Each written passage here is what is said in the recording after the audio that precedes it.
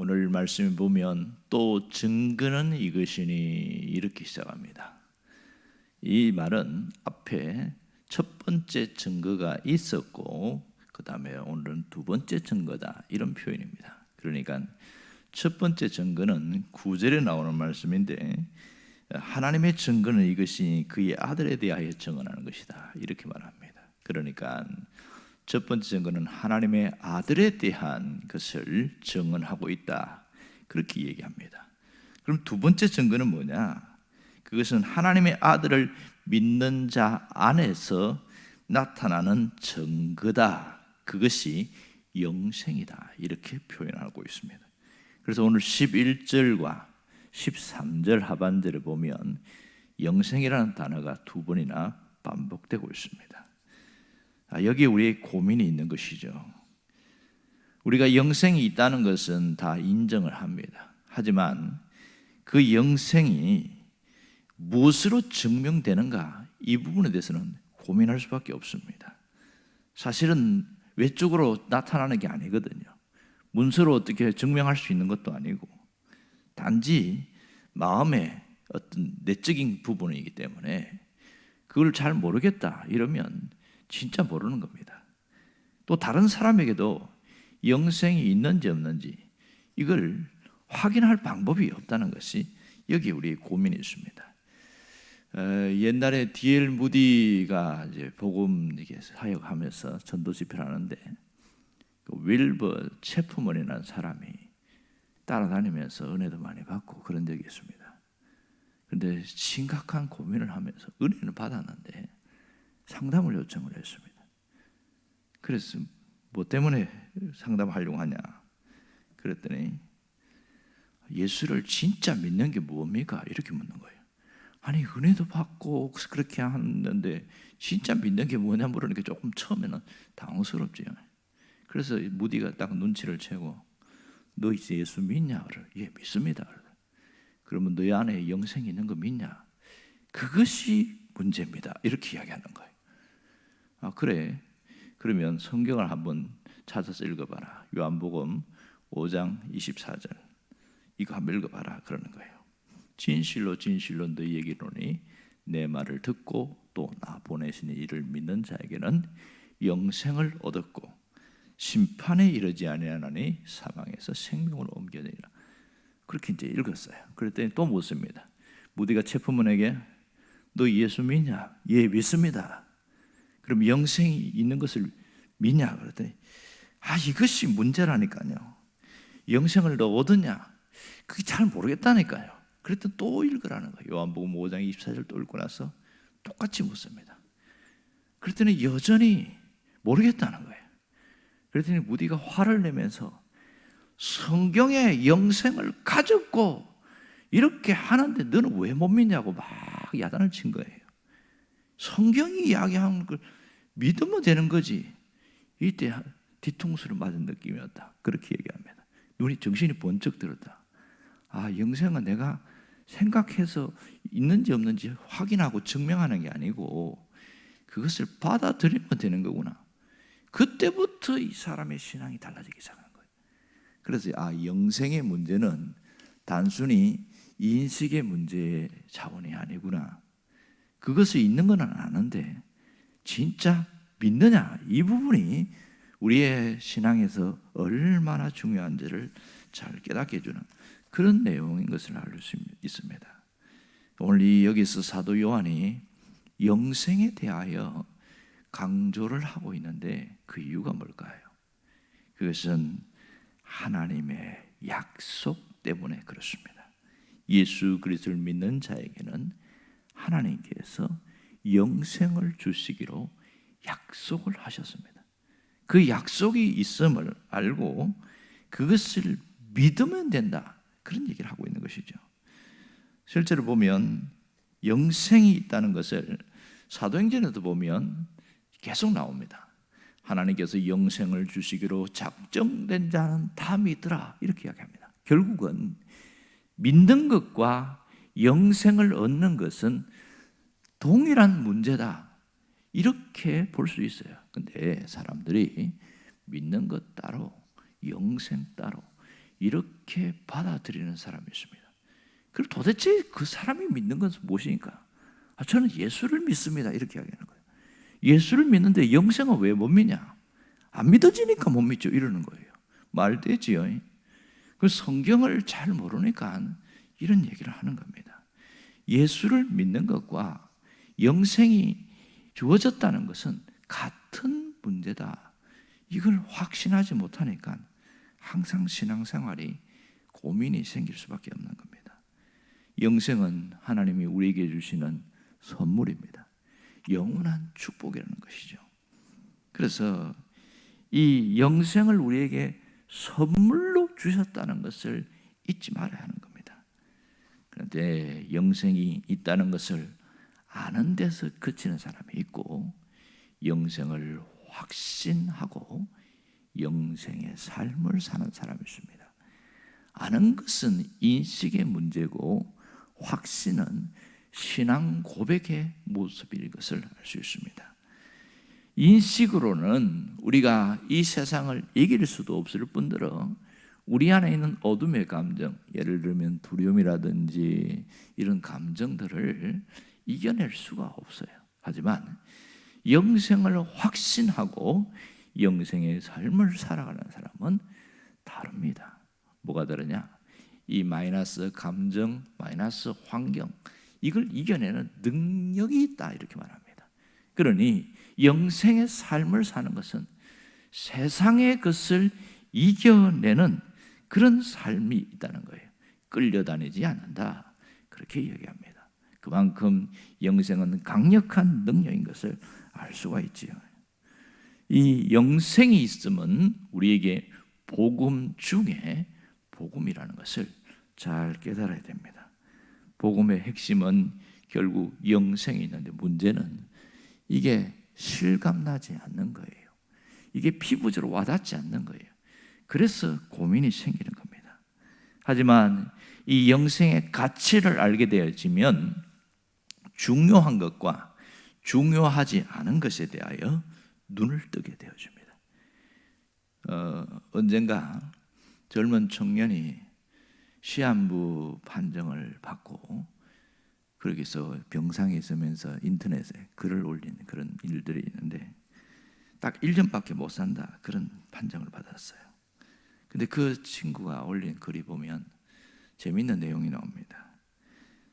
내가 시간이 딱 한정됐다는 걸 알고 보니까 옛날에 생각했던, 중요하다고 생각했던 그것들이 중요하지 않았다, 이렇게 얘기합니다. 새 옷을 사는 것, 새 집을 장만하는 것, 누구의 기분을 상하게 한 것, 미장원에서 머리를 했는데 마음에 안 들었는 것, 이것이 하나도 떠오르지 않더라, 이 얘기를 하고 있습니다. 그것은 그냥 있어도 그만, 없어도 그만, 있으면 조금 더 좋고 이렇다는 거예요. 이게 영원한 생명이라는 진리가 우리 앞에 탁 와닿는 순간 진짜 가치를 우리가 알게 되어집니다. 여러분, 이 청년은 자신의 생명이 1년밖에 없다고 생각하니까 처음에는 굉장히 마음이 다운되고 우울하고 그러다가 내가 받아들여야지 그러면서부터 눈을 뜨는데, 진짜 중요한 게 뭔가, 진짜 가치에 대해서 보게 되는 눈이 열린 거예요. 그래서 그 순간부터 중요한 것과 중요하지 않은 것을 자기 스스로 구별하기 시작하고, 삶에서 가장 중요한 것은 관계더라.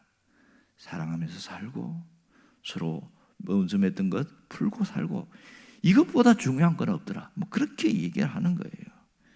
그만큼 자신의 육신의 시한이 정해졌다고 할 때도 보면 중요한 것과 중요하지 않은 것을 구분할 줄 아는 거죠. 이것이 예수를 믿는 사람에게 똑같이 나타나는 겁니다. 영생의 가치를 아는 사람은 이 세상에서 중요한 것, 중요하지 않은 것에 대하여 분명하게 구별할 줄 알고 구분할 줄 아는 그런 눈이 열리게 된다는 겁니다. 이게 세상 사람과 다르게 사는 거예요. 그러니까 영생을 인식만 하는 사람에게는 이런 것이 아무런 의미가 못 느껴져요. 그렇지만 확신하고 영생의 삶을 사는 사람은 확 달라진다, 이런 얘기를 합니다. 우리는 어쩔 수 없이 눈앞에 있는 것이 더 귀하게 보이고 또 육신의 삶을 살기 때문에 육신의 정욕이 더 크게 나타나고 또 안목의 정욕이 우리에게 더 크게 와닿게 되는 경우가 많습니다. 그러다 보니까 뒤섞여 버려요. 하지만 영생의 눈을 뜨면 뭐가 달라지냐면 하나님 나라에 대해서 더 가깝게 느껴지고 확신이 생기는 거죠. 하나님 나라에 있다는 것을 왜 모르겠어요? 천국에 있다는 건 모두가 다 압니다. 예수 믿는 사람은 다 알아요. 하지만 개념으로 아는 것과 하나님 나라의 삶을 살아가는 것은 별개의 문제라는 것을 압니다. 하나님 나라가 내 삶에서 임하는 걸 알면 진짜 중요한 것과 덜 중요한 것을 확실히 구분합니다. 그런데 예수 믿는 사람 중에 왜 이게 구분이 잘 안 되냐?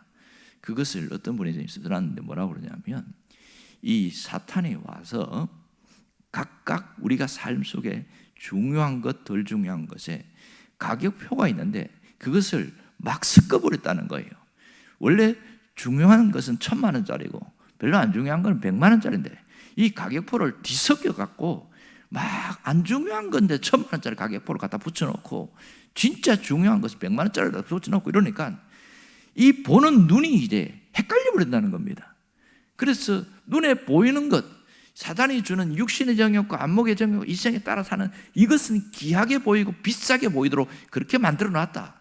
그래서 진짜 중요한 것을 못 보게 됐다, 이렇게 얘기하는 거예요. 가만히 보니까, 듣고 보니까 그게 일리가 있어요. 이 가격표를 섞어놨는데 영생에 대해서 확신하고 영생의 삶을 살아가는 사람은 이걸 분별하는 눈이 열린다, 이런 얘기하는 겁니다. 진짜 중요한 것과 덜 중요한 것을 구별하면서 살아가더라. 이게 영적인 눈이다. 그러니 신령한 것이라고 보이지만 사실은 그렇게 그런 사람들이 이야기하는 것보다는 다른 부분이라는 것을 알 수 있습니다. 이게 진짜 영 안이 열린 거구나, 그런 깨달음이 오는 것이죠. 여러분, 영원히 사는 그 영생의 삶, 영원한 생명을 가진 그 삶을 살면 살아가는 것이 달라진다, 이렇게 얘기합니다. 뭐가 달라집니까? 영생을 가진 자는 세상에 이끌려 가지 않는다, 이런 얘기하는 겁니다. 이 세상에서 살아가지만 이 세상에 짓눌려 살고 죄의 종노릇 하고 살고 그렇게 이끌려 가지는 않는다, 이런 얘기합니다. 오늘 우리가 결심할 것은 영생을 얻었다는 것에 만족하지 말고 자기 안에 우리 안에 있는 영원한 생명이 풍성해지도록 기도해야 합니다. 그것이 나타나도록 간구하는 것이 너무나 중요한 겁니다. 여러분, 이 영생은 어떤 것이냐, 언젠가 제가 얘기한 적이 있지요. 요한 1서에 나타나는 영생은 시간의 용어가 아니다, 이렇게 말했습니다. 시간의 용어가 아니고 관계에 속한 용어다, 이렇게 말합니다. 어떤 분이 영생을 풀면서 그렇게 했더라고요. 우리가 영생을 시간의 용어로 풀어버리면 답이 없다는 거예요. 근데 그분의 논지는 이런 거예요. 영혼은 영생의 삶을 산다는 거예요. 천국에서 영원히 살든지 지옥에서 영원히 살든지 영혼의 삶을 산다는 거예요. 영혼이 죽지 않기 때문에. 그러므로 시간의 개념으로 보면 그것은 별로 의미가 없어진다는 거예요. 영생은 관계에 관련된 용어다. 근데 그 얘기를 하는데 100% 맞습니다. 실제로 예수님이 그 얘기한 거 기억나시죠? 요한복음 17장 3절에 보면 뭐라고 그러냐면 영생은 유일하신 참 하나님과 그가 보내신 예수 그리스도를 아는 것이다, 이렇게 말했습니다. 믿는 것이다 이러면 편한데 아는 것이다, 이렇게 이야기했어요. 이 말은 영생은 시간이 아니라 관계에 관련된 용어인 것을 정확하게 말하는 겁니다. 하나님과의 관계, 친밀한 관계가 이어지는 것이 영생의 삶을 살아가는 것이죠. 이것을 알면은 이 하나님과의 친밀한 관계 속에서 우리 영혼이 풍요로운 삶을 사는 것이 얼마나 중요한 것을 잘 깨닫게 되어집니다. 예수님도 요한복음 10장 10절에 그 얘기하잖아요. 내가 온 것은 양으로 생명을 얻고 더 풍성히 얻게 하려 하십니다. 양으로 생명을 얻고, 단순히 예수 믿는 것으로 끝나는 것이 아니라 우리가 풍성한 삶을 살아가도록 하는 것이 주님이 오신 목적이라고 이야기합니다. 그건 너무 잘 알고 있어요. 또 외우기도 하고요. 하지만 현실 속에서 풍성한 삶을 사는 사람도 있고 그렇지 못한 사람이 있습니다. 왜 그렇지요? 그것은 관계 때문에 그렇습니다. 그냥 믿고 사는 사람이 있고 친밀한 관계 속에서 살아가는 사람이 있고 두 종류가 있습니다. 우리는 영생을 가진 사람이고, 영생을 가진 사람은 풍성한 삶을 살아가게 되어진다는 거예요. 왜? 주님과 친밀한 관계 속에서 살아가기 때문에 이게 맞다는 겁니다. 이것이 안 되게 자꾸만 우리를 흔들어 버리는 게 마귀의 전략이다, 이런 표현을 합니다. 정말 중요한 것은 내가 영생을 믿고 영생을 확신하면 영생의 삶을 살아가는 것이죠. 그것은 내 삶이 풍요로워지는 거예요. 주님과 관계 속에서 풍성한 삶을 누리는, 그것이 영생의 삶인 겁니다. 오늘 주님은 그걸 원하고 있습니다. 늘 주님과 가깝고, 늘 주님과 함께하고, 늘 주님을 통해서 기쁨을 누리고, 그래서 내 삶이 가치 있는 것으로 채워나가는 이 삶이 영생의 삶을 살아가는 것을 기억하기를 주의 이름으로 축원합니다. 기도하겠습니다.